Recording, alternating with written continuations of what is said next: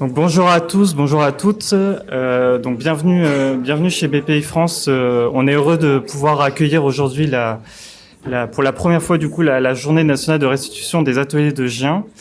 Donc c'est un plaisir de pouvoir vous accueillir dans nos locaux ici à Haussmann. Donc je m'appelle Quentin Fabregas, je suis responsable sectoriel santé à la direction des filières industrielles, donc chez BPI France. Je vais essayer de vous présenter donc BPI France et peut-être déjà commencer par une question. Est-ce que vous savez ce que signifie BPI France? J'ai l'impression que tout le monde ne connaissait pas après quelques échanges ce matin. Donc BPI France, c'est Banque publique d'investissement. Donc c'est une entité qui a été créée à la fin de l'année 2012. Et qui est détenu donc par la Caisse des dépôts et consignations et de l'autre côté par l'EPIC BPI France, lui-même détenu par l'État. Et on a en fait toute une myriade de filiales qui sont issues d'activités historiques qui ont été rassemblées au sein d'une même entité qui est BPI France. Alors BPI France, donc vous voyez ici en bas de l'arbre, vous avez en fait toutes les entités historiques qui, pour certaines d'entre elles, ont plus de 100 ans et qui viennent former maintenant donc BPI France avec tous ces métiers qui vont... donc BPI France étant une banque, aussi bien du financement classique bancaire que de la garantie bancaire, mais également de l'investissement en fonds propres, en fonds de fonds. Et puis on a, vous le voyez en jaune, en fait, une activité donc qui est vraiment le cœur de BPI France, qui est l'innovation. Et là, on le retrouve en fait à travers tous les métiers de BPI France. Et donc, c'est vraiment pour nous l'objectif, c'est de promouvoir l'entrepreneuriat en France et de pousser les innovations. Et dans le domaine de la santé, de pousser ces innovations jusqu'aux patients. Alors, le BPI France, donc on est constitué avec une entité ici à Paris, une entité à Maison-Alfort, et ensuite on a des implantations en région, donc 50 implantations dans toutes les régions de France, avec l'objectif d'avoir un interlocuteur unique en fait pour chaque société qui fait le lien après avec les différents métiers de BPI France. Donc c'est les chargés d'affaires innovation en région. Et donc on a 90% des décisions qui sont prises au niveau régional, au niveau local. Donc c'est pas une structure centralisée. Alors c'est l'activité 2024 parce qu'on n'a pas encore publié notre rapport annuel 2025, mais je peux déjà vous dire qu'on a fait 20% de plus que l'année dernière, parce qu'on est à 72 milliards en 2025 qui ont été injectés dans l'économie française. Donc on voit un peu la montée en puissance de BPI France depuis quelques années, et notamment depuis la crise Covid. Alors, je voulais faire après un petit focus plus spécifique sur le secteur de la santé, qui est le secteur sur lequel on travaille au sein de mon équipe. Donc on a fait sur l'année 2025 1 milliard de financement, donc qui regroupe à la fois des aides publiques, mais aussi des prêts et de l'investissement. 87% de nos bénéficiaires sont des PME, parce qu'on est vraiment tourné vers l'entrepreneuriat. Donc on finance surtout des entreprises et plutôt des petites et moyennes entreprises. On peut aussi financer dans le cadre de consortiums des partenaires académiques, des partenaires cliniques et aussi des grandes entreprises.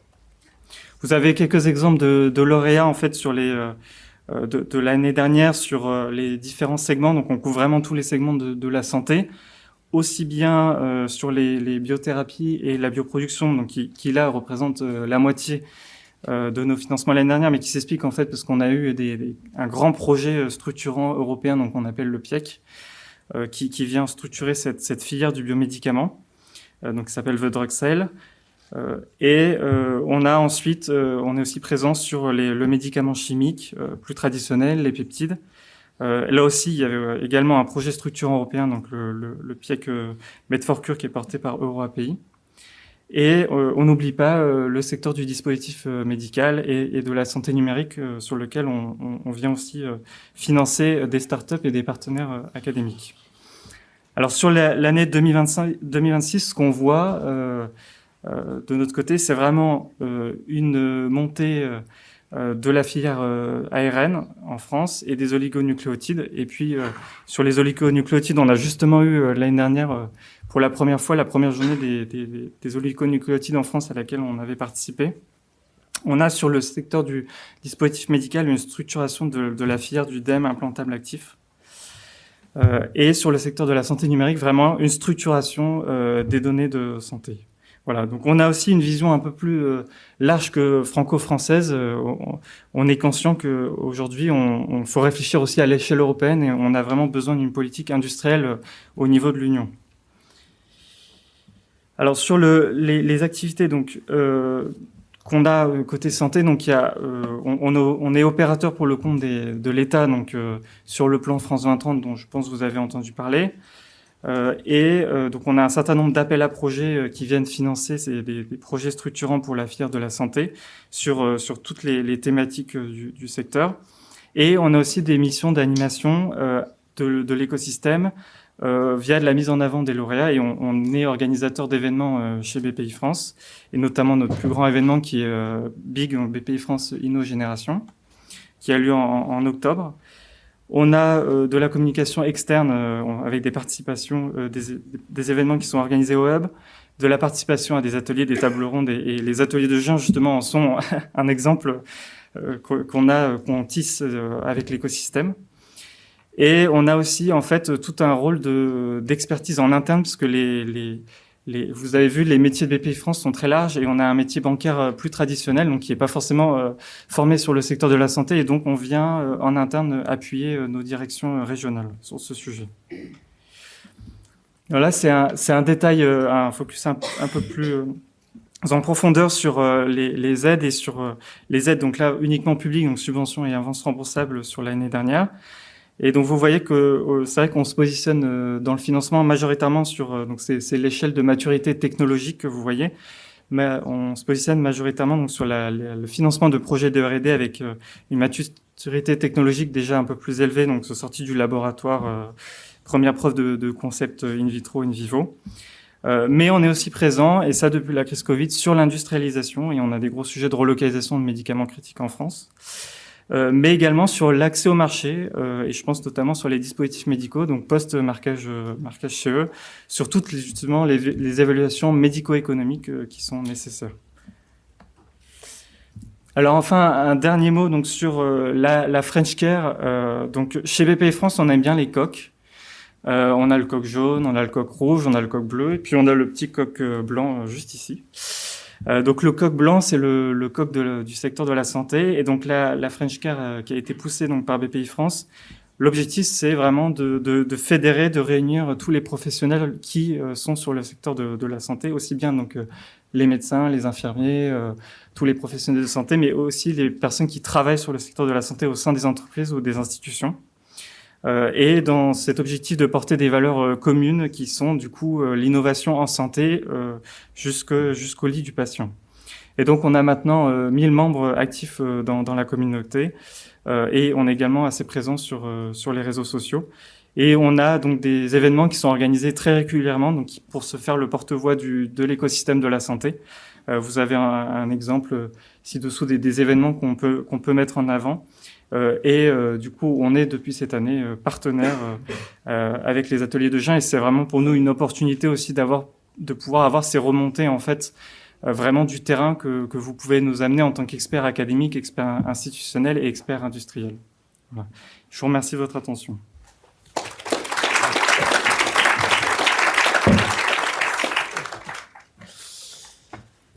Bien, merci. Donc, je viens à l'ouverture classique des ateliers de GIAM. C'était important de noter ce qu'était BPI France, qui nous accueille aujourd'hui, qui lui fait créer un nouveau partenariat et un nouveau partenaire qui est en train de se monter.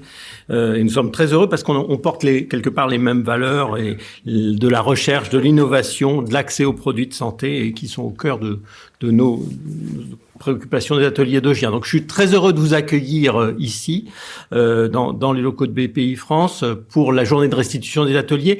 Vous êtes nombreux, il y a plus de 170 inscrits. Alors, tout le monde n'est pas encore arrivé, mais c'est un record en termes d'inscription pour ces journées. GIAM, si vous êtes là, c'est que vous avez une petite idée de ce que c'est. C'est une rencontre, un carrefour unique en France entre les mondes qui se parlent trop peu ou qui se chamaillent face à des dossiers, mais qui doivent parler de projection et d'avenir avec des cliniciens, des chercheurs, des industriels, les régulateurs et les institutions. Et cette diversité que l'on retrouve dans les ateliers de GIEN, c'est ce qui fait notre force, ce qui fait la force de nos propositions et la force en fait des recommandations, parce que notre objectif, c'est de créer des recommandations pratiques qui sont pas sur des étagères et qui vont être oubliées ou des rapports qui sont mis dans les placards, mais qui constituent à faire évoluer les pratiques et les politiques de santé, et c'est publié dans Thérapie, comme vous le savez. Alors, nous avons également cette année un nouveau partenaire avec l'AFCRO, qui est l'association française des CRO, et qui a aussi les mêmes enjeux et une expertise en recherche clinique qui nous était présente. Alors, je tiens à remercier, comme d'habitude, vous allez me dire, mais c'est vraiment pour moi essentiel, l'ensemble des membres du bureau, parce que je tiens à insister sur la qualité du travail, l'engagement et le temps réellement passé. En premier, il n'y a pas d'ordre, mais quand même, Dorothée Camus, qui est notre secrétaire général, et Philippe Barthélémy sont en haut de la pile, notre trésorier. Ils ont organisé ces journées, ils travaillent comme des fous. Bien sûr, il y a Olivier Chassani, Cécile Charles Machi, Olivier Blin, Philippe Maugendre, Cécile Giraud, et puis nos anciens présidents et qui nous font encore l'honneur de nous aider, Claire Lejeune et Philippe Lechat que j'ai vu, et sans oublier notre secrétaire Bérangère Vagé qui organise la totale. Alors bien sûr, tous les partenaires que je raffiche ici, je tiens encore à les remercier. Sans eux, il n'y a pas de GIEN.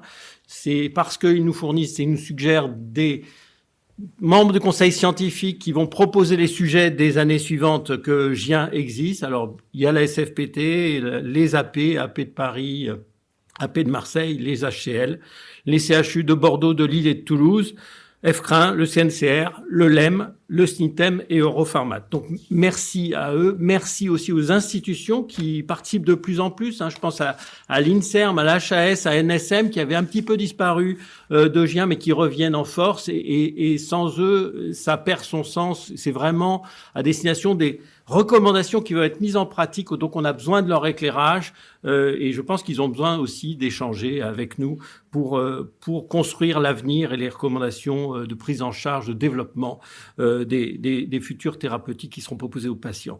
Donc les ateliers de GIEN, c'est vous tous, c'est votre engagement, c'est une expertise collective.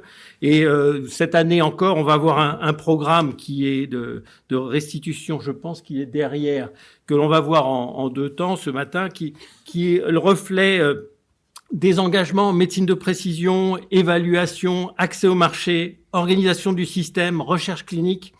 Et un sujet qui me tient à cœur, qui consacrera un temps fort, qui est la désinformation en santé, qui était un sujet de GIEN, et on en reparlera cet après-midi. Donc, maintenant, la désinformation est un vrai sujet. Il faut pas seulement produire de la connaissance, il faut la partager et, chose qui était impensable jusque-là, la défendre, parce que la connaissance est attaquée, les faits sont remis en cause par cette désinformation, on pourra en reparler. C'est un défi majeur pour les prochaines années. Donc cette journée, c'est un moment d'échange, de débat, j'espère qu'on aura le temps d'échanger, et puis après il y a la pause, et en fin de journée, Olivier Chassani proposera, c'est l'objet aussi de cette réunion, de lancer les prochains ateliers qui vont commencer à travailler dès le mois d'avril, avec 2 jours qui sont fin juin cette année, c'est un petit peu avancé, et bien sûr le cycle habituel, publication en thérapie, et l'année prochaine, rendez-vous, j'espère, ici pour la restitution des ateliers de GIEN 2026. Je vous souhaite une excellente journée très fructueuse, et je déclare ouverte la restitution des ateliers 2025.